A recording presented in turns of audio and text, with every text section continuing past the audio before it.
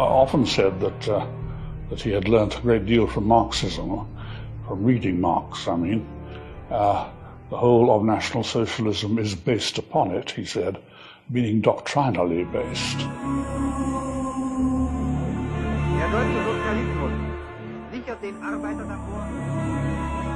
People keep forgetting that Nazi regime in Germany was also socialist. They officially were called National Socialist Workers' Party. So it's a branch of socialism. The Soviets were international socialists, and those were, in Germany, national socialists. So it's the same thing in reality, only slightly different interpretation.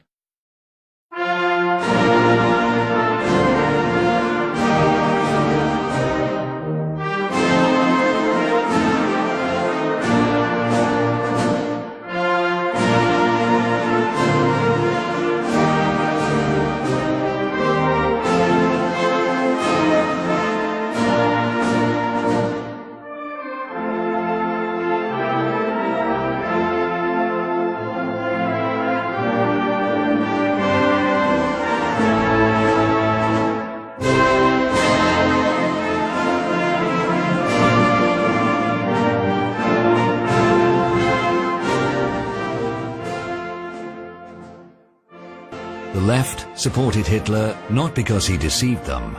They knew Hitler would kill. He said he would. In fact, it was why they supported him. You must all know half a dozen people at least who are no use in this world, who are more trouble than they are worth. Just put them there and say, sir or madam, now will you be kind enough to justify your existence? If you can't justify your existence, if you're not pulling your weight in the social vote, if you're not producing as much as you consume, or perhaps a little more, then clearly we cannot use the big organization of our society for the purpose of keeping you alive, because your life does not benefit us and it can't be of very much use to yourself. Killing off the parasites within society was what Marxian socialism was about. The only true Marxist country on earth was the Soviet Union. It exterminated strictly according to Marxist teaching, the class enemies.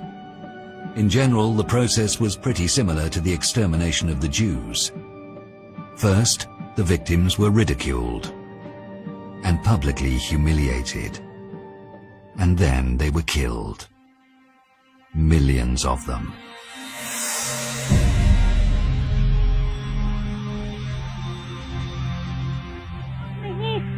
Ведут сейчас с нами вместе разоблачить и еще можем больше разоблачить, которые остались.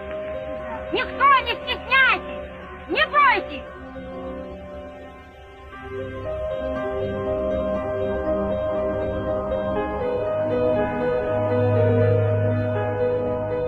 If the enemy does not give up, it must be exterminated. В 30-е годы была заведена отработана вся эта технология расстрелов и убийств. Значит, практически каждая область, административная область, имела свою зону, где, захоранивали этих расстрелянных. The shooting itself was carried out in prisons. In the basements there were special shooting chambers, with concrete walls and with a runnel to channel blood.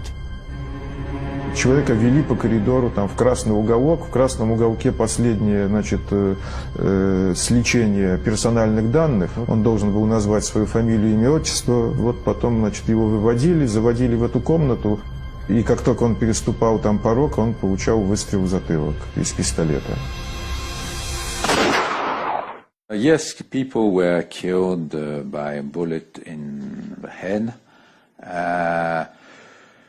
We know that usually they were killed by bunches of, between 100 and sometimes, several hundreds every, night. Then the corpses were loaded onto trucks, driven out of towns and buried in nearby forests and parks. This is Bukivina Forest near Kiev. The elderly people will never forget the trucks which were driving here during the night. Blood was dripping from them en route. Only after 50 years the relatives were allowed to come here. They created this memorial where monuments are trees. Each tree in this forest is banded with a scarf in memory of the innocent victims who were brutally murdered and dumped into mass graves here.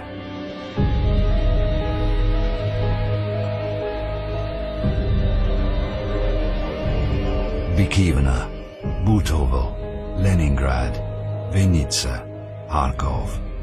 Mass graves littered the whole country. There was a man in Europe who was closely following the situation in Russia, Hitler. To kill millions of people in such a short time was truly remarkable.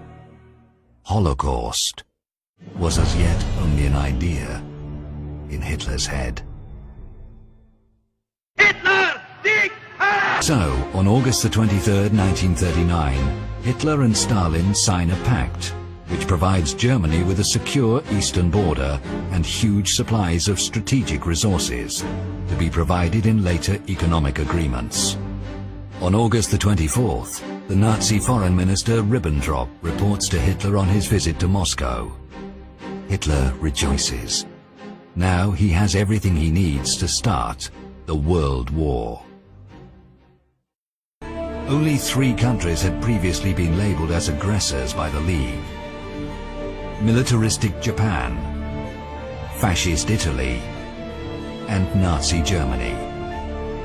Now they were joined by the Soviet Union. In Europe, the Soviet Union had only one ally left: Hitler.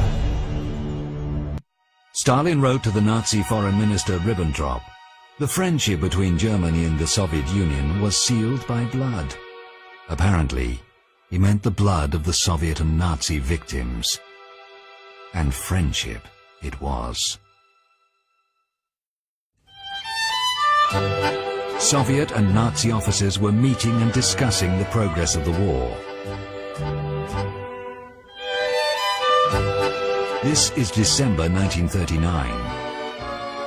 The progress was good, and the prospects looked even better. There was reason to celebrate.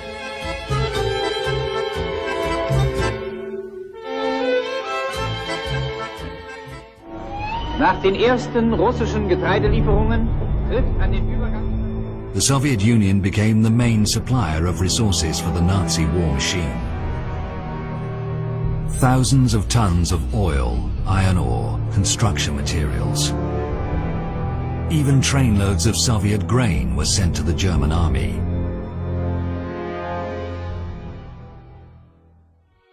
Soviet citizens were starving, but their government was sending food to Hitler.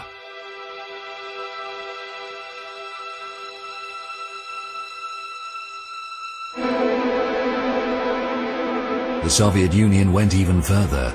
It persuaded the communist parties of Europe to sabotage the resistance movement and to support the Nazis. Comforting to see Parisian workers talking to German soldiers as friends in the street or at the corner cafe. Well done, comrades, and keep it up, even if it displeases the middle classes. The brotherhood of man will not remain forever a hope. It will become a living reality. That is the French Communist Party in July 1940.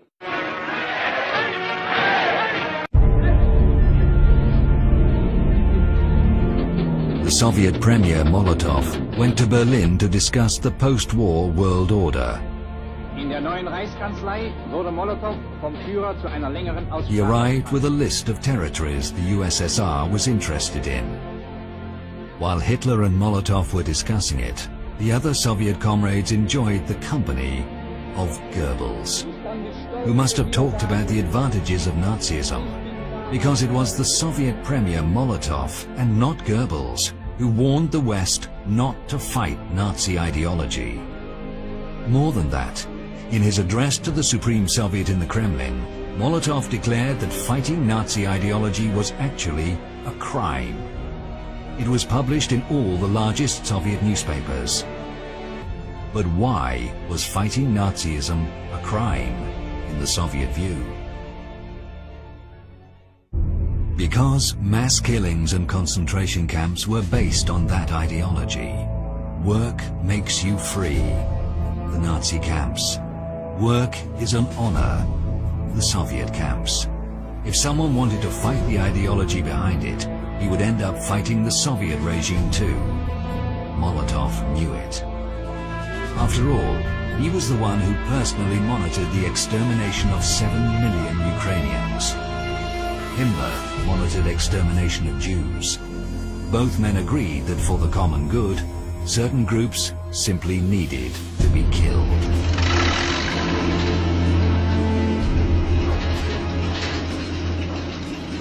The hateful communist despotism, as Churchill called it in 1940, eventually won, with the help of the Allies. Here it is celebrated, the 60th anniversary of the Great Victory, an historical parade, no less historical than the first Soviet victory parade in World War II, together with the Nazis. Die kommandierenden Generale der deutschen und sowjetrussischen Truppen nahmen gemeinsam den Vorbeimarsch ihrer Formationen ab.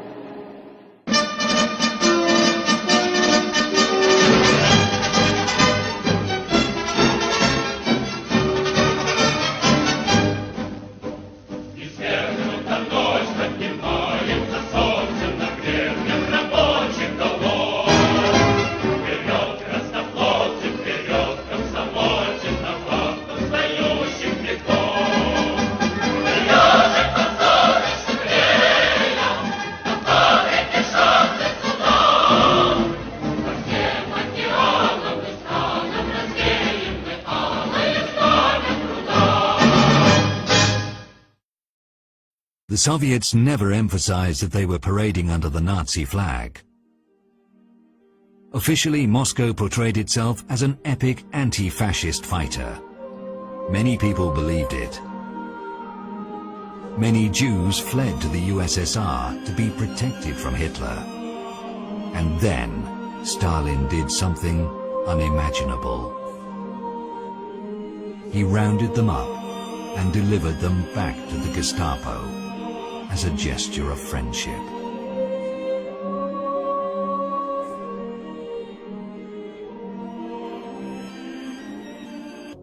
Take a look at this footage again. The Soviet officer greeting his SS colleagues with a Nazi salute.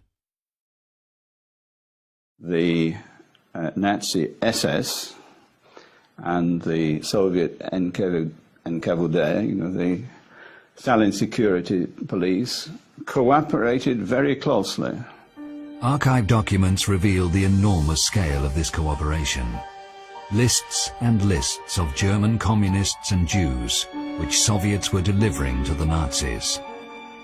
December 1937, April 1938, May 1938, November 1938.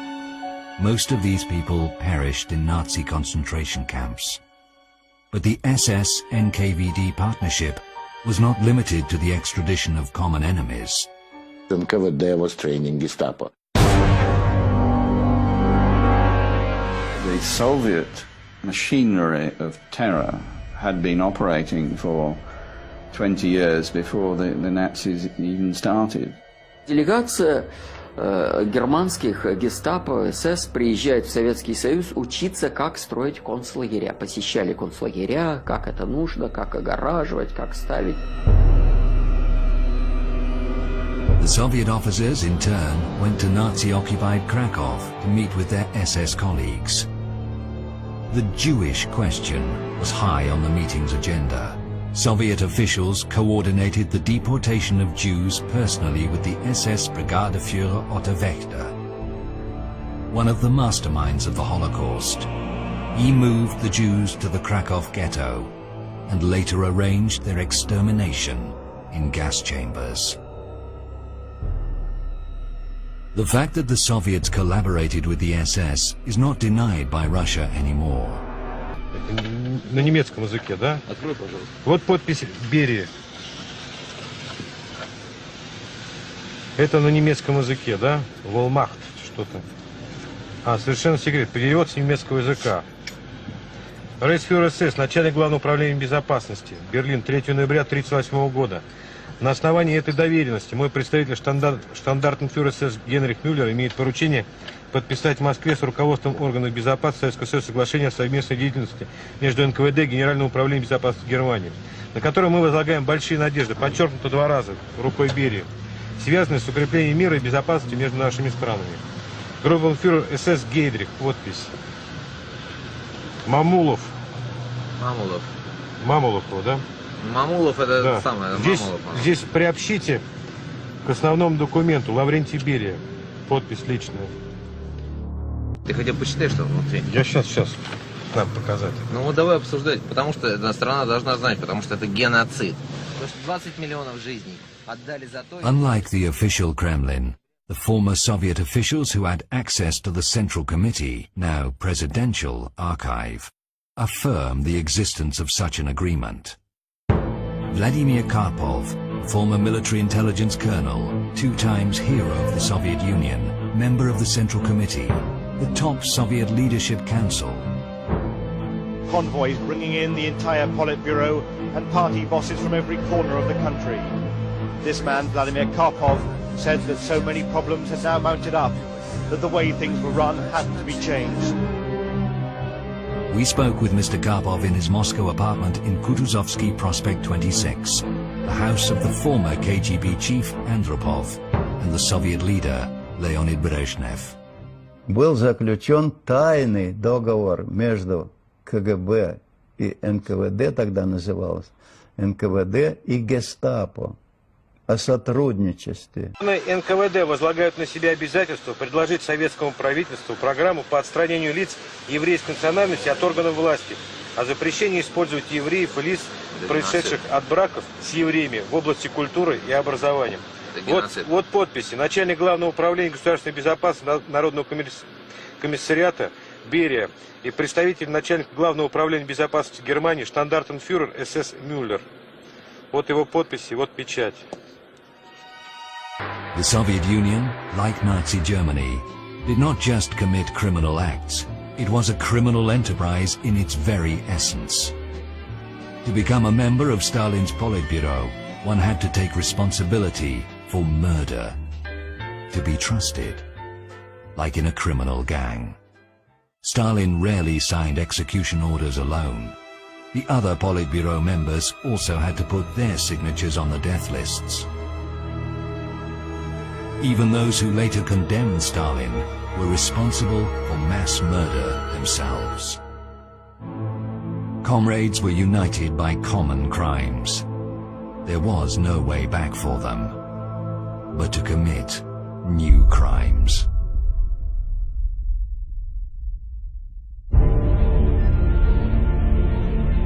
In March 1940, in a forest near Katyn village, 8 huge pits were dug. Heavy trucks brought in people. They were Polish army reservists, doctors, engineers, teachers. They were ordered to get out. No one was supposed to see what happened next, but the noise of trucks deep in the forest seemed unusual to the forester. He was locked in for 25 years, incommunicado, under a false name. They could have killed him. For some reason they didn't. I don't know why.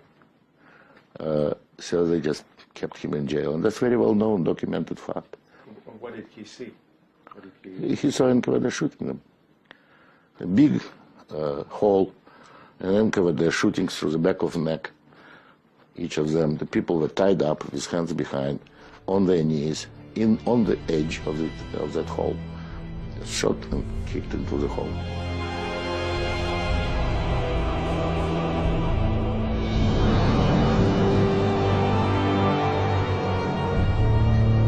Политбюро ЦК ВКПБ приняло решение всех этих военнопленных из этих 3 специальных лагерей расстрелять.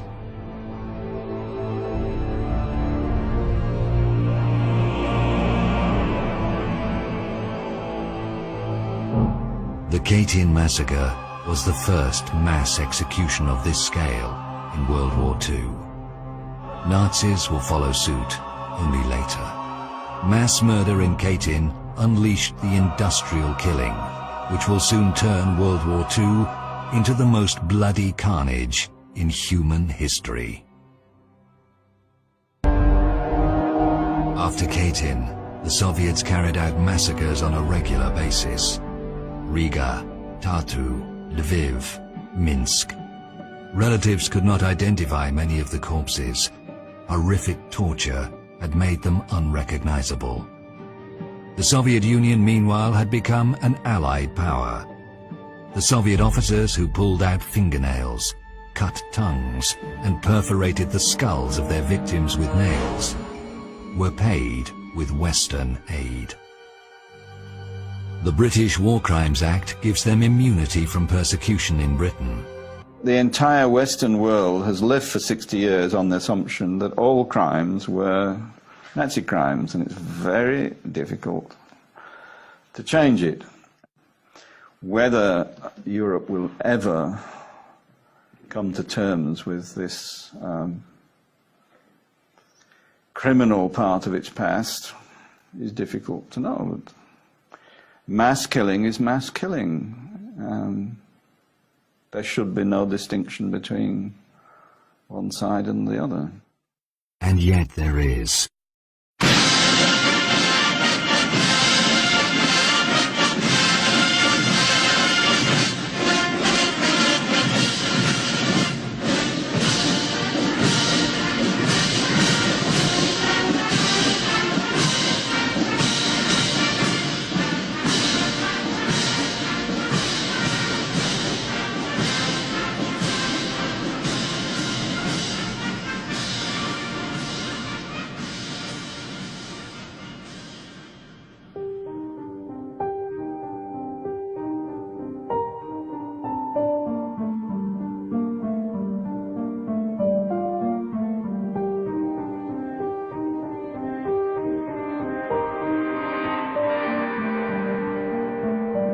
The Soviet officers who shot more than 20,000 unarmed people were decorated.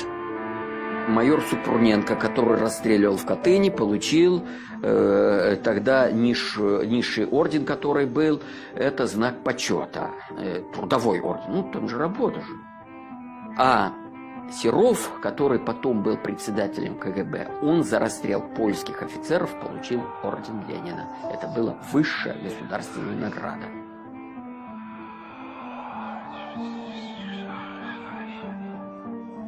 World War II left more than 27 million Soviet citizens dead. The Communist Party always tried to decrease that number. Why? Because only a fraction of them were killed by the Germans. You have to remember that when the Red Army marched, behind the Red Army was a second army, the NKVD army, which had its own tanks, its own machine guns and so on, firing forward so that nobody could move back. Когда пришли наши, то специальные части снимали жетоны с наших солдат. Viktor Baturin, chairman of the Russian Military History Association, tells the shocking story of how, after major battles, special Soviet units raided battlefields and tore the dog tags off the dead Soviet soldiers to make them unidentifiable. No other country in the world has treated its war dead in this way. Due to the appalling policies of the Soviet authorities, more than 1 million Soviet citizens joined the Nazi side. Клянусь быть верным и беспрекословно повиноваться вождю и главнокомандующему всех освободительных армий Адольфу Гитлеру. They were turned against their own people. Those who refused were ruthlessly dealt with by the Nazi collaborators. А если среди нас найдутся шкурники или провокаторы, то мы сами беспощадно расправимся с ними. The Great Patriotic War was drawing to the close. Stalin was at the height of his glory. He knew quite well that nobody would ever judge the vanquisher of Hitler. So, at the end of the war, he carried out some of his most horrible crimes. Stalin exiled about a dozen of nations completely, part and parcel, young and old, women and men, even members of the Communist Party among them. They were all exiled to Central Asia, to Kazakhstan, Chechens, Ingush, Kalmyks, Karachaevs, Crimean Tatars, a dozen of nations completely wiped out. The descriptions are just horrific. 60, 70 people in a closed cattle truck with no sanitary provisions, just a hole in the floor, packed so tightly that they had to stand up, they couldn't sit down. And when the train stopped, they would unload hundreds of corpses of people who died on the way. Un tā vilkām trīs, vēl divas krievietes ar ragutiem vilkām skatīja. Šausmīgs sniegs bija par upi vilkām. Bet tas tiešām, ka man dēliņu vilka, tad tos sargi bija noņemti. Tā jau viss, kas mira, bērns glabāja pie privātajiem. Tos neskaitīja, ka tie ir apcietināti, tos pie privāti. Mums jau raka purvā. Un tad viens atkal bērnīši nomira. Tad es neatceros, cik vai bija pusgads vai gads bija. Tad es atkal vilku to. Un tad es tikai aizgājis pie savu dēlu. Un tā bija pēdīga reize. Mēs es apcinu.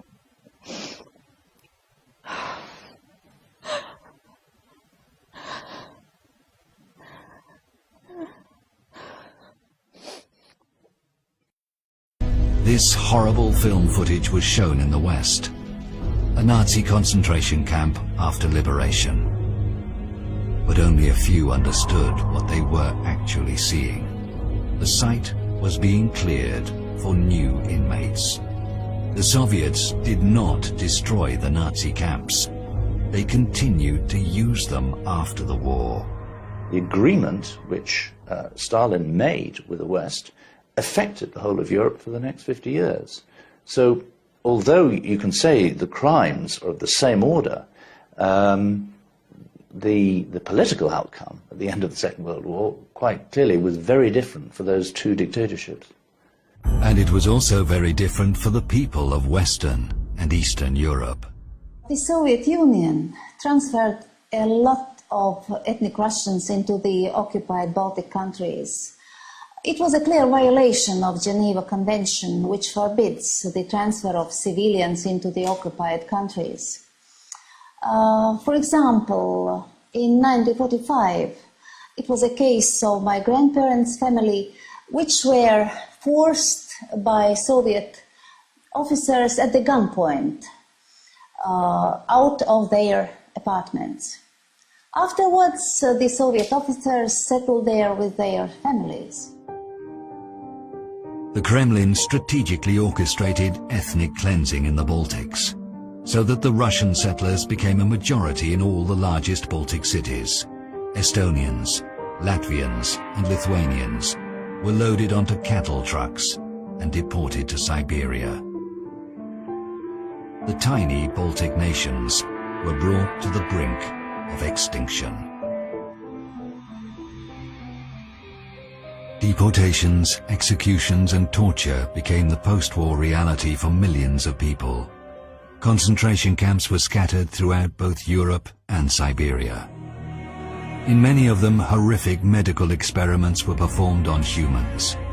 In Butugichag camp in Magadan, the KGB used thousands of prisoners as guinea pigs, experimenting with the human brain. Many of these prisoners were still alive during the experiments.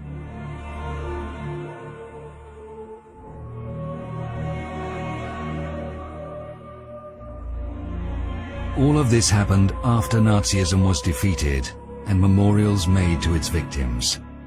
The victims of the Soviet death camps were buried in numbered graves. There is no memorial here, just a pile of the shoes of murdered victims, children's shoes among them.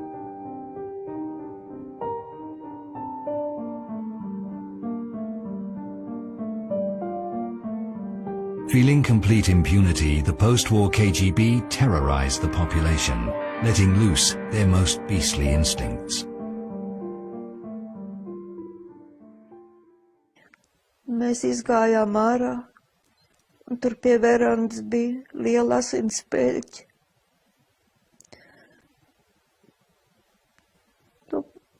Tās asins savācām stikla burkā, jo tā bija mūsu tēva dzīvība.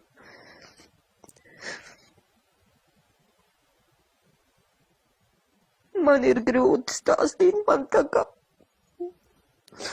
man tā kā uzplēst ir jauna rēta un tāda, ka lasiņo.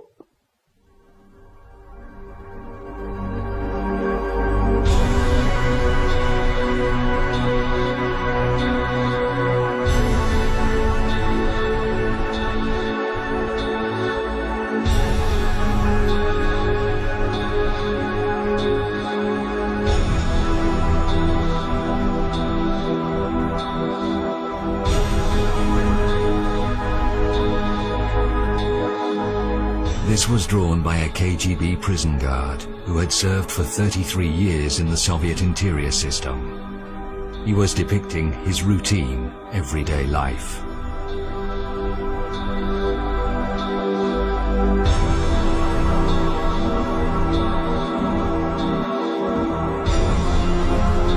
Who were these men?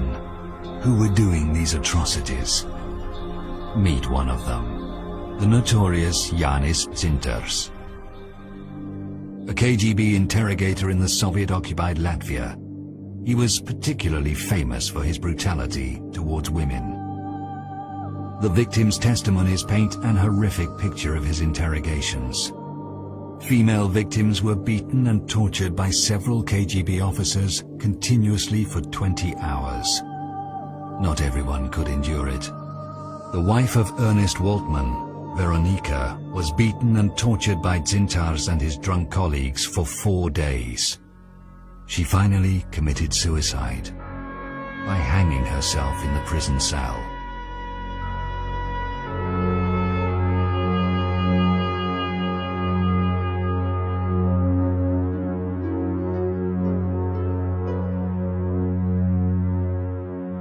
When the Soviet Union collapsed, Dzintars fled to Russia.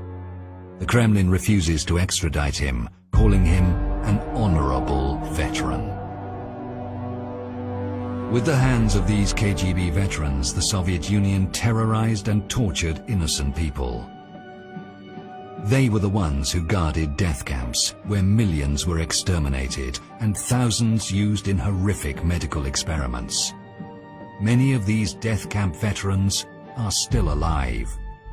Unlike their SS colleagues, they are proud of what they did. They are proud of the Soviet Union, which let them do it. Я депутат Государственной Думы, фракции ЛДПР Куринович Николай Владимирович, член комитета по безопасности, хотел бы в своем лице приветствовать всех национал-патриотов России. Слава России!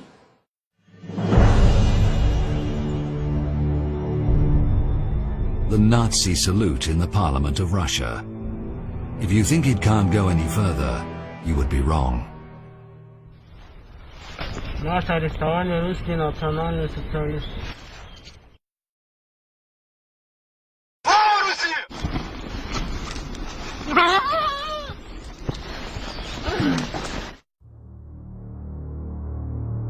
This shocking video is one of hundreds published on the website of the Russian National Socialists. Unfortunately, the murders captured on these videos turn out to be genuine. Hundreds of them every year, all over Russia. And the grief of the loved ones is also unspeakably genuine. Turning human tragedy into a farce has become a norm in Russia. Ridiculing the Ukrainian famine or the Jewish Holocaust is the norm.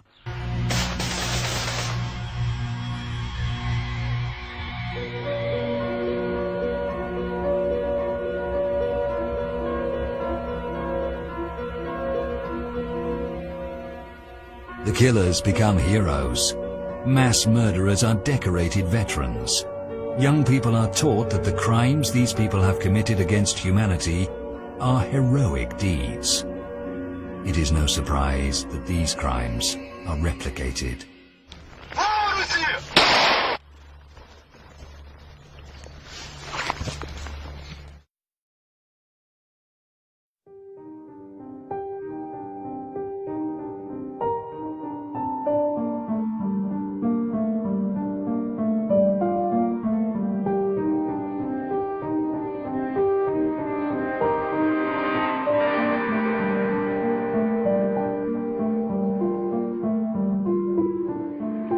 Europe now has the opportunity to condemn these crimes and to demand the extradition of those who committed them. Yet Europe hesitates. Why? One knows what Europe, how we depend on Russian gas, petrol. So I think it's a political not well. We know exactly why Europe cannot oppose Russia on so many issues. Unfortunately, Europe continues ignore Soviet crimes, mass murders, while millions of the victims are neglected by Europe. But this is not how the world works. And for example, in the case of Katyn, it's now known very well the names and addresses of many of the Soviet officers who perpetrated those crimes, who shot people in cold blood. Yet if there was ever an investigation, those murderers should come to Great Britain because they'll be safe, because in this country it's not regarded as a war crime.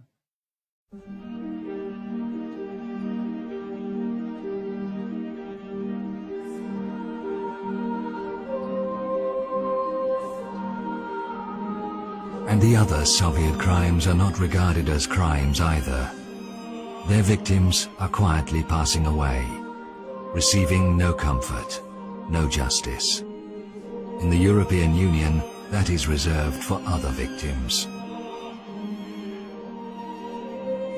Looking at this grey monument in the very center of Europe, one can't help thinking that it stands here because deep in their hearts, many Europeans still believe in what these two men so persistently maintained. That when inferior nations are being killed, it cannot be seen as a crime, because it makes way for the more advanced nations to build a better life. While this idea is alive, and while the spectre of these two men is haunting Europe, it will be very hard for its various nations to be truly united.